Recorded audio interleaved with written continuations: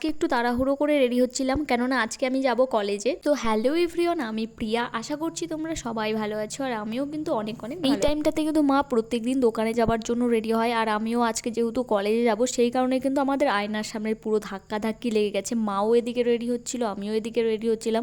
So finally কিন্তু চলে এসেছি আমি স্টেশনে।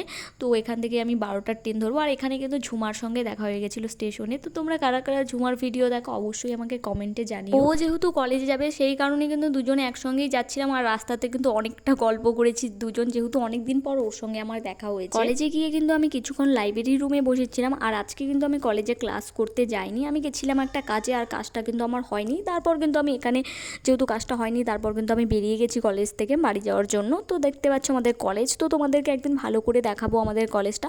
তো কলেজ থেকে বেরিয়ে আমি এখন যাব বউবাজারে টোটো ধরার জন্য, ওখান থেকে টোটো নিয়ে ডাইরেক্ট চলে যাব মণ্ডলঘাট। তারপর কিন্তু বউবাজারের এই কেকের শপটার থেকে আমি পেস্ট্রি নিয়েছিলাম, যেহেতু এর আগের দিনও এই দোকান থেকে আমি পেস্ট্রি নিয়েছিলাম, খেতে কিন্তু ভীষণই টেস্টি ছিল।